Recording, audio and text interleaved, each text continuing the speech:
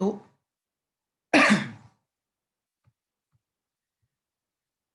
Atom दूसरे atom hydrogen के साथ बाइंड कर रहा है, कार्बन हाइड्रोजन, तो बॉन्ड बन रहा है या तो सिंगल बॉन्ड।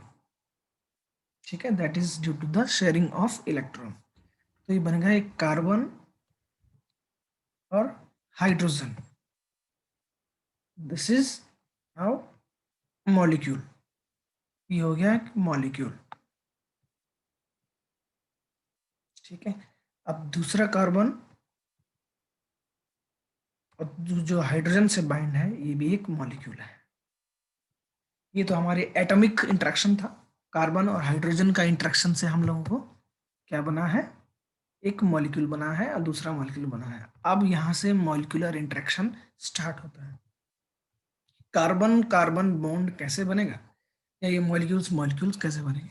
हम लोगों ने देखा एक मॉलिक्यूल जिसको हम न्यूक्लियोफाइल कहते हैं, दूसरा मॉलिक्यूल जिसको हम इलेक्ट्रोफाइल कहते हैं। एक मॉलिक्यूल में इलेक्ट्रॉन्स क्या थे, या तो वो सिंगल बॉन्ड होगा, या तो वो पाई बॉन्ड होगा, या मतलब डबल बॉन्ड होगा, या नॉन बॉन्डिंग इलेक्ट्रॉन्स होंगे। ये तो हमारे इलेक्ट्रॉन्स हो गए। लेकिन अब न्यूक्लियोफाइल और इलेक्ट्रोफाइल के इंटरेक्शन की अगर हम बात करें, तो न्यूक्लियोफाइल इलेक्ट्रोफाइल इंटरेक्शन में ये न्यूक्लियोफाइल इलेक्ट्रॉन्स रिच है और इलेक्ट्रोफाइल इलेक्ट्रॉन डेफिशिएंट है। मतलब न्यूक्लियोफाइल इलेक्ट्रॉन्स इलेक्ट्रोफाइल को दे रहा है, लेकिन इसके पास कहाँ पर देगा है? तो मॉलिक्यूलर ऑर्बिटल थ्योरी बताती है जहां पर कार्बन हाइड्रोजन बॉन्ड बना है, स्टार्टिंग में सिग्मा बॉन्ड बना है, तो एक बॉन्डिंग ऑर्बिटल होता है, एक एंटी बॉन्डिंग ऑर्बिटल होता है, यानी कि एक खाली स्पेस, एक ऐसा और ऑर्बिटल जिसमें एनर्जी स्पेस एनर्जी ज़्यादा रहती है, तो इसलिए इलेक्ट्रॉन वहाँ नहीं रहते हैं।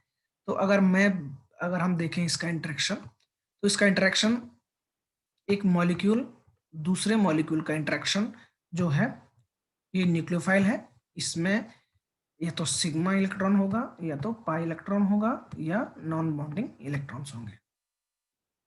ये तो बॉन्डिंग हो गए दोनों, ये नॉन बॉन्डिंग इलेक्ट्रॉन। सेम यही इलेक्ट्रोफाइल में भी होगा, क्योंकि बॉन्ड उसमें भी होगा, सिग्मा होगा, पाई होगा, मोस्टली एन नहीं होगा, बट सपोज एन है, तो इसमें सिग्मा पाई स्टार भी होता है, जिसको हम एंटी बॉन्डिंग बोलते हैं, और सिग्मा स्टार भी होता है। ये एनर्जी सीक्वेंस होता है। ये हाई एनर्जी के हैं, इसलिए यहाँ इलेक्ट्रॉन्स नहीं रहते हैं, ये वेकेंट है, खाली है।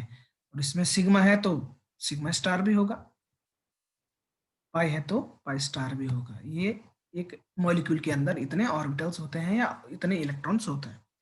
तो न्यूक्लियोफिलिक न्यूक्लियोफाइल अपने इलेक्ट्रॉन्स इसको देता है एंटी बॉन्डिंग ऑर्बिटल में, क्योंकि ये खाली रहते हैं, या तो एन टू पाई स्टार, या तो पाई टू पाई स्टार, या तो सिग्मा टू सिग्मा स्टार। इस तरह के ट्रांजिशन होते हैं। तो सबसे आसान ट्रांजिशन इसमें क्या है, एन टू पाई स्टार, क्योंकि एनर्जी बहुत कम लग रही है इसमें। तो कोई भी प्रोसेस जिसमें एनर्जी कम लग रही है तो वो जल्दी जाएगा।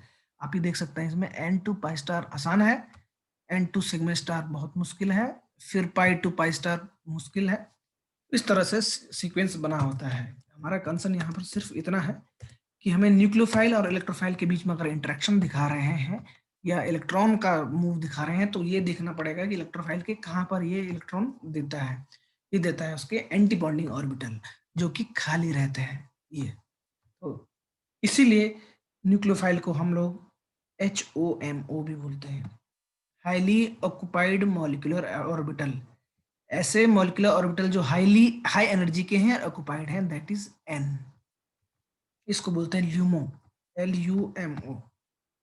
लोवेस्ट अनऑक्युपाइड मतलब लोवेस्ट एनर्जी के unoccupied orbitals, that is pi star.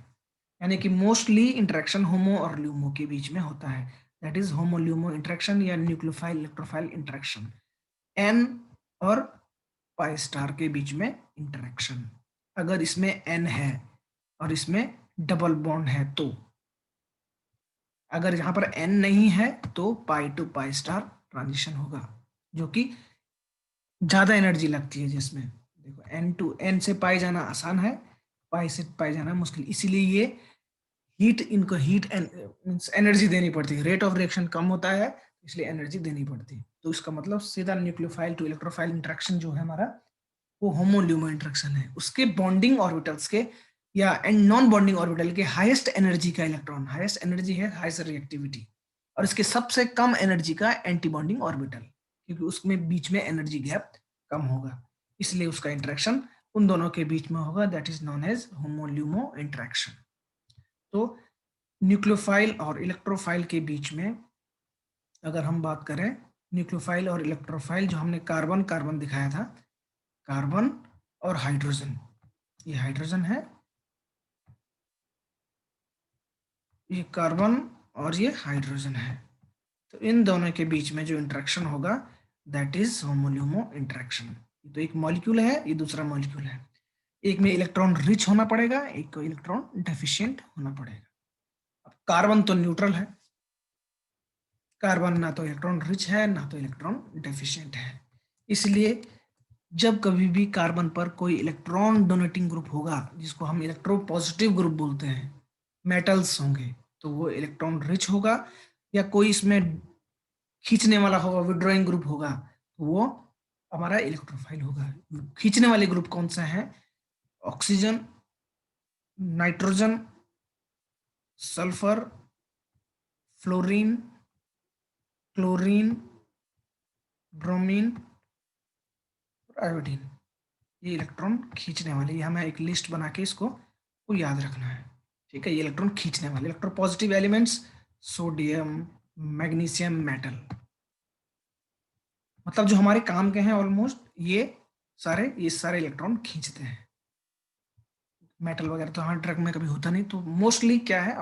तो हम क्या करते हैं फिर, कार्बन कार्बन का जब इंटरेक्शन करना होता है तो हम इस तरह से इसको न्यूक्लियोफाइल बनाते हैं और इसको इलेक्ट्रोफाइल बनाते हैं। तो यही है basic of organic chemistry, how to make carbon negative और how to make carbon positive. Most of the question from organic chemistry इसी कंसेप्ट से स्टार्ट होते हैं, कार्बन को रिच बनाना, कार्बन को डेफिशिएंट बनाना। तो यही न्यूक्लियोफाइल इलेक्ट्रोफाइल इंटरेक्शन होता है। एक मॉलिक्यूल दूसरे मॉलिक्यूल के साथ क्यों इंटरेक्शन करेगा? क्योंकि एक रिच है एक डेफिशिएंट है। जो रिच है उसको हम न्यूक्लियोफाइल बोलते हैं, या उसको हम होमो बोलते हैं, HOMO, highly occupied molecular orbital, ऐसे ऑक्युपाइड मॉलिक्यूलर ऑर्बिटल जिसकी एनर्जी सबसे ज्यादा है। दूसरा है लोवेस्ट अनऑक्युपाइड मॉलिक्यूलर ऑर्बिटल, वो है इलेक्ट्रोफाइल। तो न्यूक्लियोफाइल क्या है? वो जो रिच है, लेकिन कार्बन रिच नहीं है ना तो डेफिशिएंट है, इनको बनाया जाता है। तो नेचुरली रिच कौन से हैं? हमने कल डिस्कस किया था, नाइट्रोजन, ऑक्सीजन एंड सल्फर। ये नेचुरली है, इनको बनाने की जरूरत नहीं पड़ती है, इसीलिए हमारे जब भी हम लैब में पढ़ते हैं या लैब में सिंथेसिस करते हैं तो ये एलिमेंट्स वाले न्यूक्लियोफाइल होते हैं, नाइट्रोजन, ऑक्सीजन, सल्फर वाले। हमको ये बनाना इतना आसान नहीं है, कार्बन कार्बन को नेगेटिव बनाना इतना आसान नहीं है, यानी कि कार्बन कार्बन बॉन्ड बनाना आसान नहीं होता है। यहीं से स्ट्रगल शुरू होता है ऑर्गेनिक केमिस्ट्री का। ना तो कार्बन को नेगेटिव बनाया जा सकता है आसानी से, ना तो पॉजिटिव। जबकि nitrogen, oxygen, sulphur they are nucleophile, naturally they are nucleophile. इसीलिए अगर हम बात करें एस्पिरिन सिंथेसिस की, जो लैब में करते थे वो आसानी से हो जाती है, क्योंकि उसमें क्या बनता है एस्पिरिन में? Oxygen carbon bond. अगर हम देखें इसको, एक एस्पिरिन का, मैं बार बार एस्पिरिन इसलिए बोल रहा हूँ क्योंकि एस्पिरिन सबसे आसान चीज होती है दुनिया की, सबसे एफिशिएंट, सबसे ज्यादा चलने वाली ड्रग।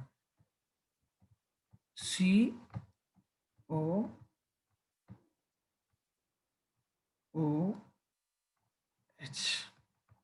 ये है सैलिसिलिक एसिड। हम क्या करते हैं लैब में, ये एसिटल क्लोराइड को लेते हैं,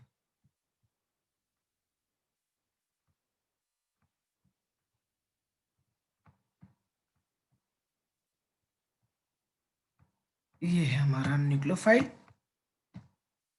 ये कार्बन है इलेक्ट्रोफाइल। कार्बन क्यों है इलेक्ट्रोफाइल? अभी तो बता हमने, कार्बन इलेक्ट्रोफाइल नहीं होता है ना तो न्यूक्लियोफाइल, क्योंकि इसके बगल में एक इलेक्ट्रॉन खींचने वाला है, वो है ऑक्सीजन, इसलिए इसने इसको डेफिशिएंट बना दिया है, इसलिए कार्बन। तो ये रिएक्शन इस तरह से हो रही है, यानी कि बॉन्ड क्या बन रहा है?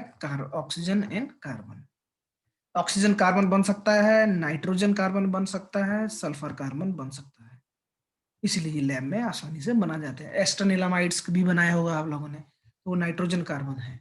कभी भी कार्बन कार्बन बनते हुए नहीं देखा होगा आप लोगों ने इन नॉर्मल कंडीशन, उसके लिए स्ट्रगल करना पड़ता है। और मोस्ट ऑफ द ड्रग क्या होती है, कार्बन कार्बन ड्रग होती है। Most of the drug carbon carbon bond से बनती है। इसीलिए फार्मास्यूटिकल ऑर्गेनिक केमिस्ट्री में ये बेसिक कंसेप्ट हमें पता होना चाहिए। कार्बन को पॉजिटिव बनाना, जिसको हम इलेक्ट्रोफाइल बोलते हैं, और कार्बन को electron rich banana, that is more difficult. यहाँ पर अगर एन होता तब और भी ज्यादा आसानी से बन जाता है ये एसिटिल क्लोराइड के साथ, अगर ओ एच की जगह NH2 था। क्यों? क्योंकि नाइट्रोजन इलेक्ट्रॉन देने की कैपेबिलिटी ज्यादा रखता है और वो बेस्ट न्यूक्लियोफाइल है। ऑक्सीजन इलेक्ट्रॉन खींचता भी है कंपेयर टू द नाइट्रोजन। तो ये एक बेसिक कंसेप्ट अगर हम देखें, ये चार एलिमेंट्स का हम अगर कंपैरिजन करें, carbon, nitrogen, oxygen and sulphur, this is neutral atom, this is electron rich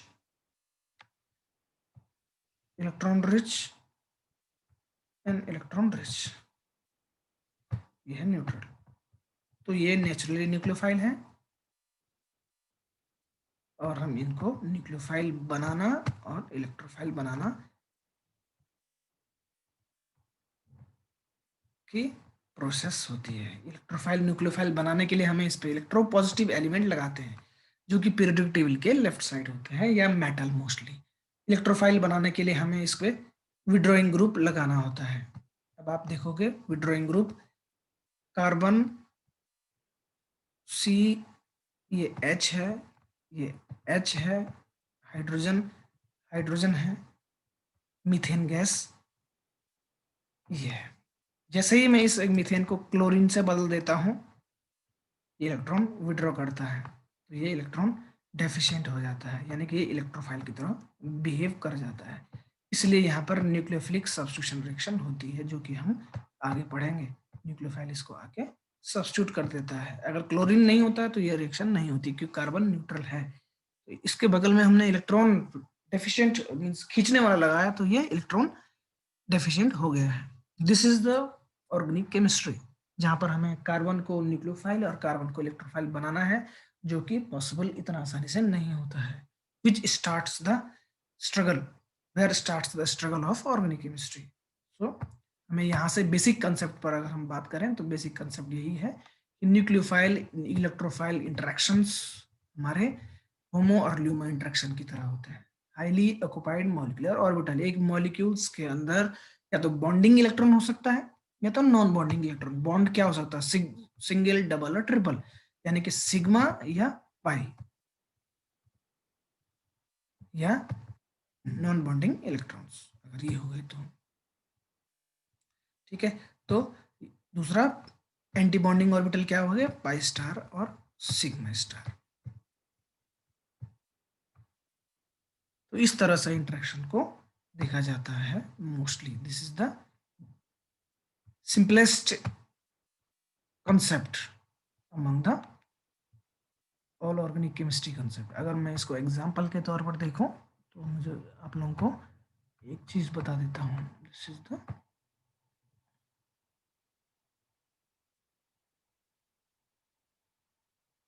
ये न्यूक्लियोफाइल और इलेक्ट्रोफाइल। न्यूक्लियोफाइल का जो बॉन्डिंग इलेक्ट्रॉन्स हैं, ये तो बॉन्डिंग इलेक्ट्रॉन हो गए, और नॉन बॉन्डिंग इलेक्ट्रॉन्स जो बॉन्ड में, ऑब्वियस सी बात है ज्यादा एनर्जी है इनके ऊपर, इनके पास तो ज्यादा रिएक्टिविटी है। एनर्जी का सीक्वेंस ये है।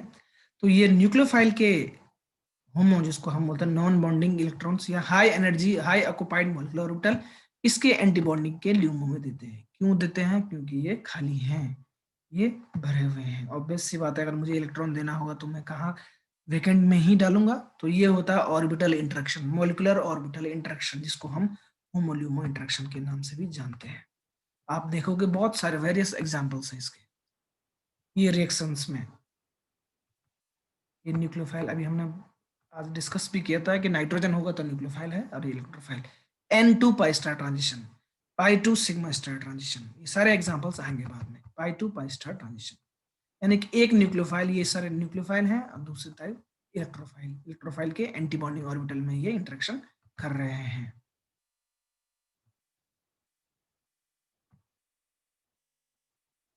ठीक है, तो इस इंटरेक्शन को देखने के बाद न्यूक्लियोफाइल और इलेक्ट्रोफाइल के बीच में बॉन्ड बनते हैं इस तरह से, या तो सिंगल बॉन्ड, या तो डबल बॉन्ड, या तो ट्रिपल बॉन्ड। तो अब हमारी स्टार्ट जो होगी वो सिंगल बॉन्ड से, डबल बॉन्ड से और ट्रिपल बॉन्ड से होगी। एक न्यूक्लियोफाइल ने दूसरे इलेक्ट्रोफाइल के साथ रिएक्शन की, जिसके साथ बॉन्ड बने। ऑब्वियसली बॉन्ड बनाने के लिए ये रिएक्शन कर रहे हैं। यहाँ पर भी अगर आप देखें तो ये बॉन्ड ही बन रहे हैं, जो बॉन्ड ही बन रहा है N2 पाई स्टार, ये NO एमाइड बॉन्ड बन रहा है इसमें। ठीक है,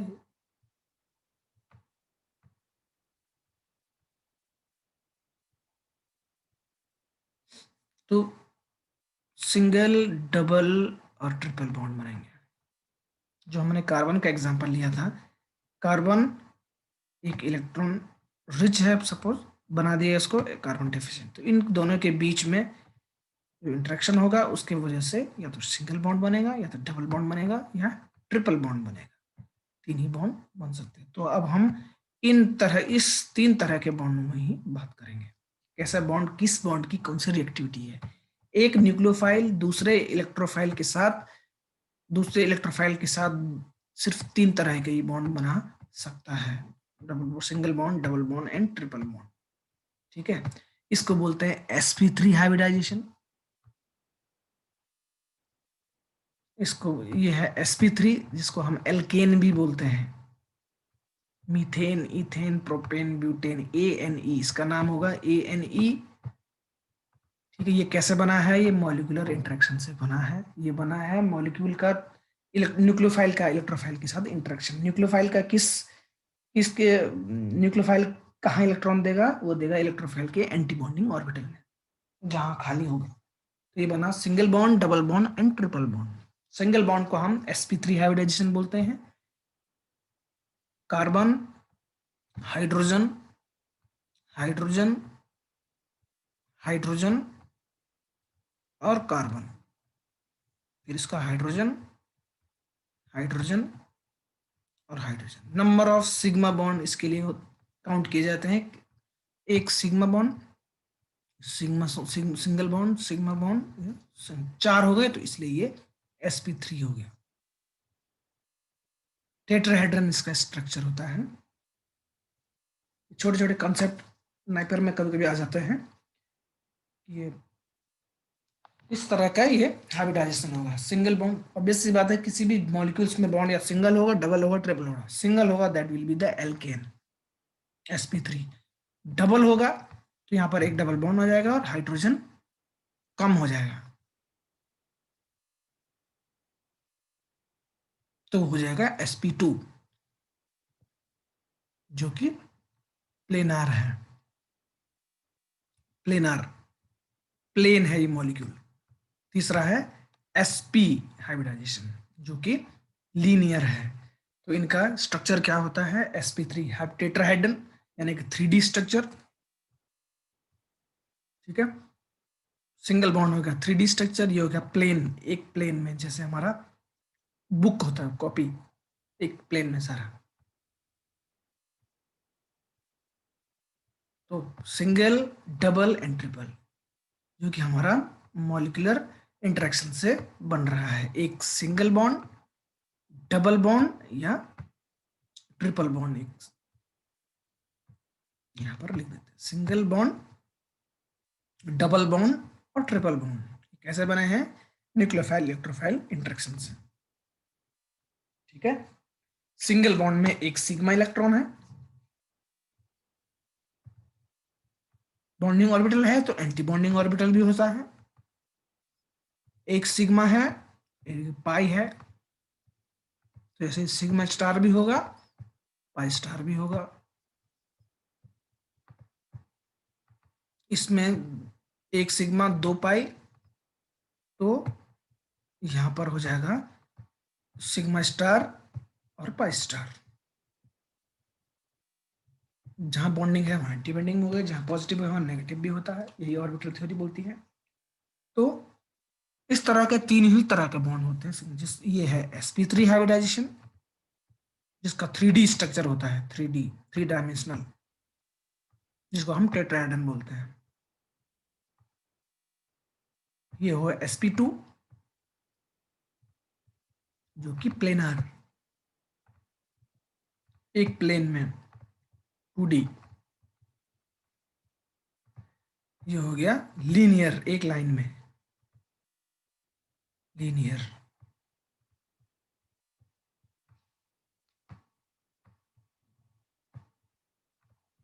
लीनियर ये हो गया सिंगल, डबल और ट्रिपल। ठीक है, इनका इंटरेक्शन, इनका फॉर्मेशन इस तरह से होता है, न्यूक्लियोफाइल टू इलेक्ट्रोफाइल। अब अगर हम देखें इनकी, इसका इलेक्ट्रॉनिक कॉन्फ़िगरेशन क्या है, सिग्मा और सिग्मा स्टार। इसका सिग्मा, पाई, पाई स्टार और सिग्मा स्टार, इसका भी सेम। तो अगर मैं बात करूं कि इलेक्ट्रॉन किस में ज्यादा एनर्जी, किस के जब पास ज्यादा एनर्जी के इलेक्ट्रॉन है, वो है इलेक्ट्रॉन इन दोनों के पास, क्योंकि इनके पास पाई इलेक्ट्रॉन है। पाई इलेक्ट्रॉन की एनर्जी ज्यादा होती है।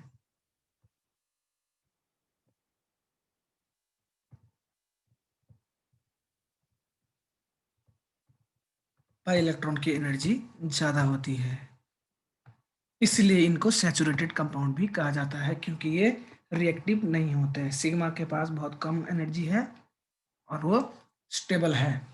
तो यहाँ पर हमने रिएक्टिविटी भी देखी कि ये sigma bond, sigma carbon carbon bond, generally हम कार्बन कार्बन बॉन्ड की बात कर रहे हैं।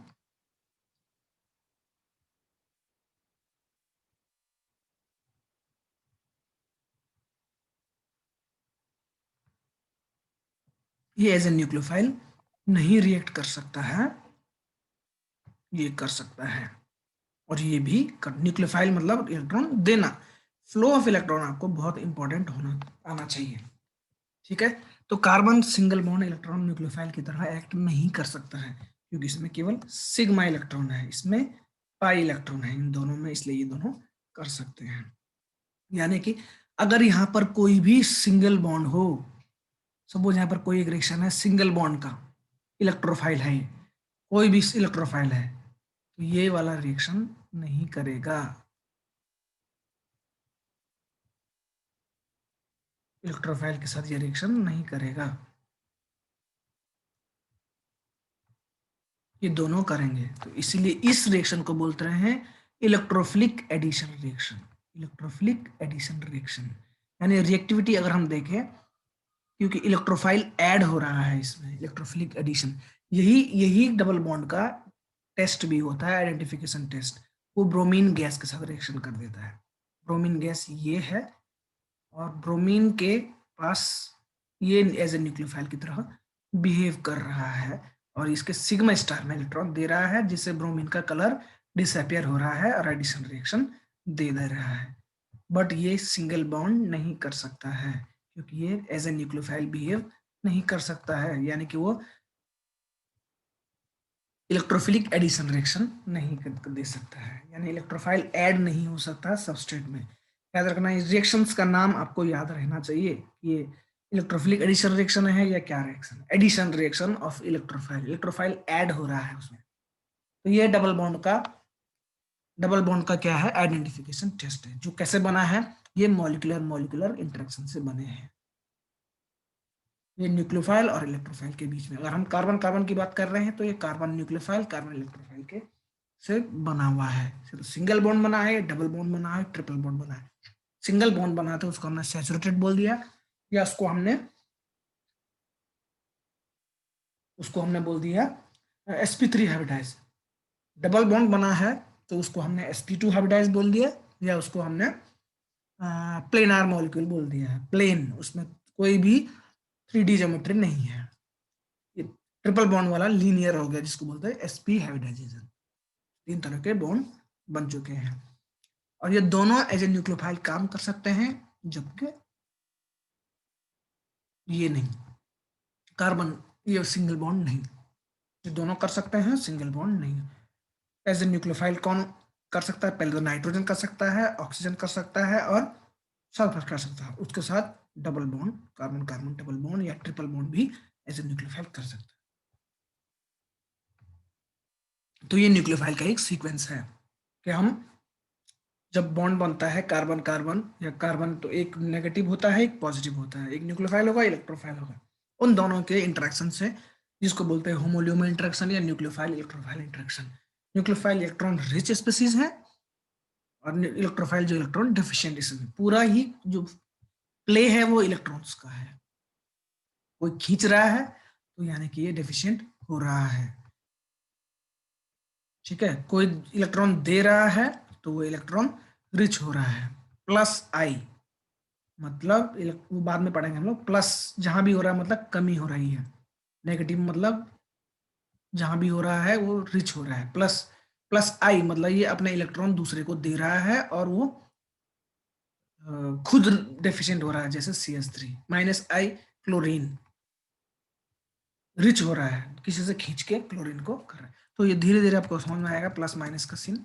वो अभी हम इस पर ज्यादा डिस्कस नहीं करेंगे। हमारा जो कंसर्न है single bond, double bond, triple bond की रिएक्टिविटी। सिंगल बॉन्ड रिएक्टिव नहीं होते हैं, वो sp3 हाइब्रिडाइजेशन है उसमें, और वो न्यूक्लियोफाइल की तरह बिहेव नहीं कर सकता है इलेक्ट्रोफाइल की तरफ, यानी कि वो इलेक्ट्रोफिलिक एडिशन नहीं दे रहा है। जैसे ब्रोमीन गैस की आइडेंटिफिकेशन टेस्ट के लिए जब हम डबल बॉन्ड हम देखते हैं, इसको बोलते हैं टेस्ट ऑफ अनसैचुरेशन या सैचुरेशन। सैचुरेशन देखने के लिए ब्रोमीन गैस डालो तो वो जो रिएक्शन दे रहा है इसका मतलब वो डबल बॉन्ड है, क्योंकि double bond as a nucleophile behave करता है, ट्रिपल बॉन्ड नहीं।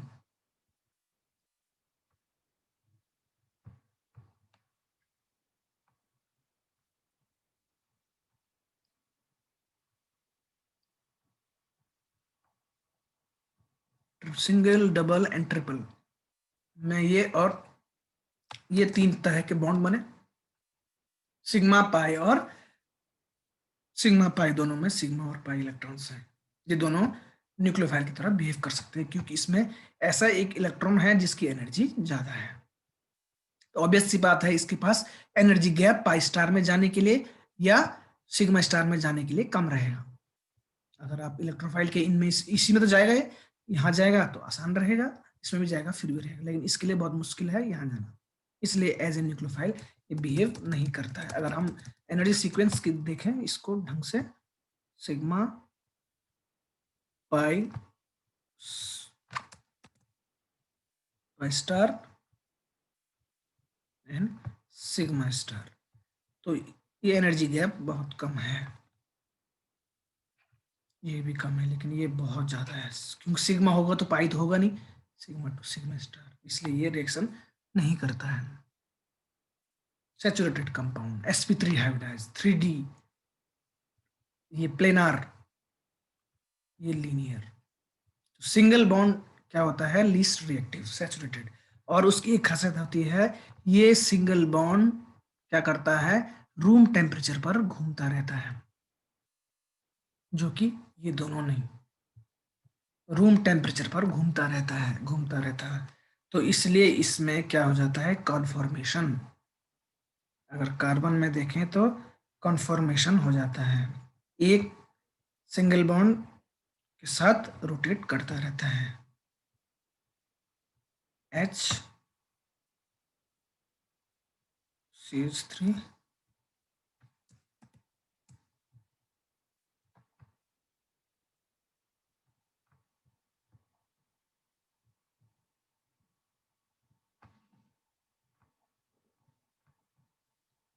ये कोई कंपाउंड है, यानी कि एक कार्बन ये है जिसमें CH3 लगा है,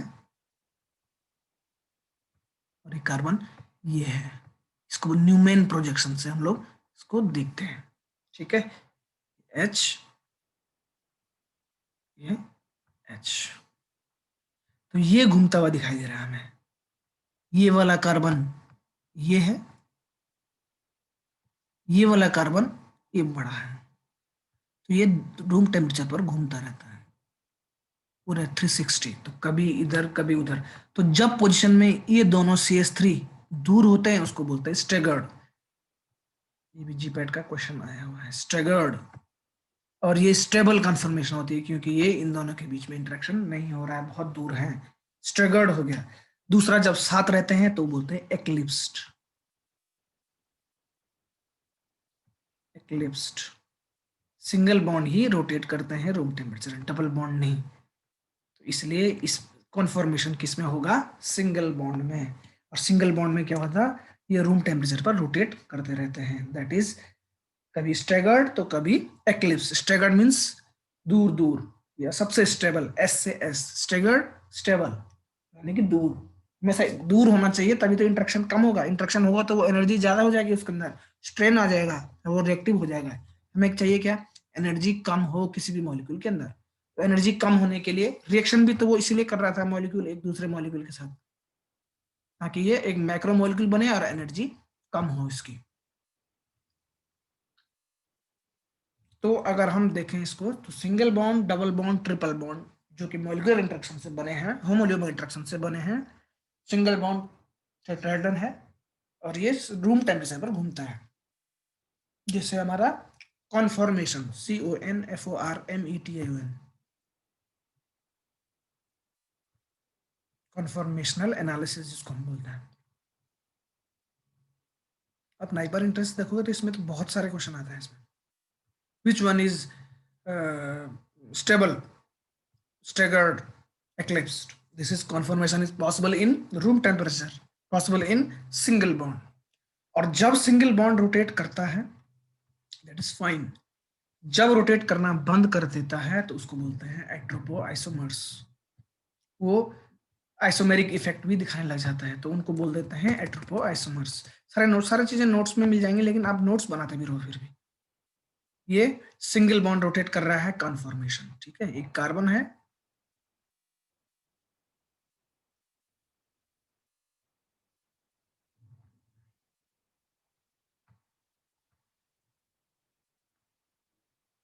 ठीक है, ये कार्बन है और दूसरे कार्बन के साथ ये रोटेट कर रहा है। ये एक बार इधर चला गया, एक बार इधर चले गया। ये CH3 है, तो ये हो गया स्टैगर्ड। ये दोनों दूर, घूमते घूमते अगर ये दोनों नजदीक आ गए तो दैट विल बी इक्लिप्स्ड।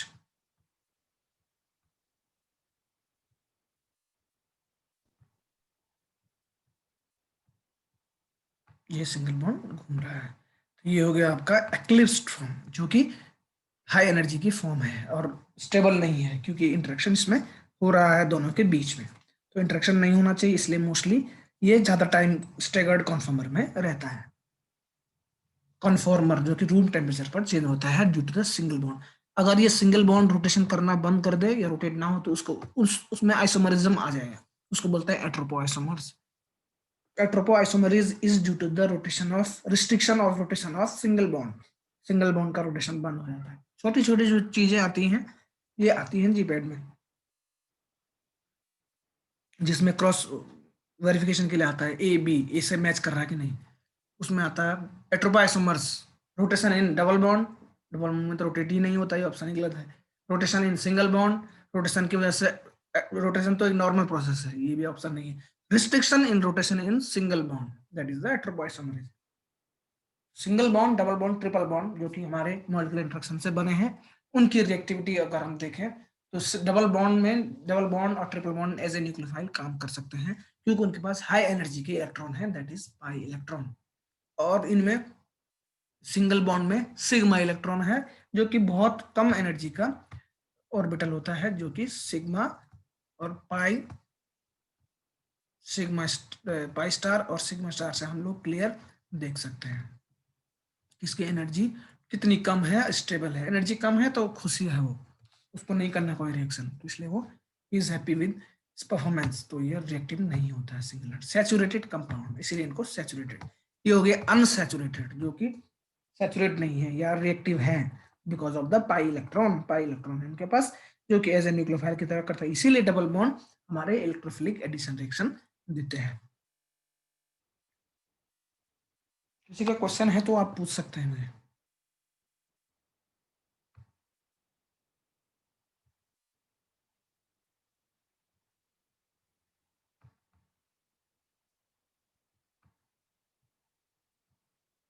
अगर क्वेश्चन है तो आप पूछ सकते हैं मुझे।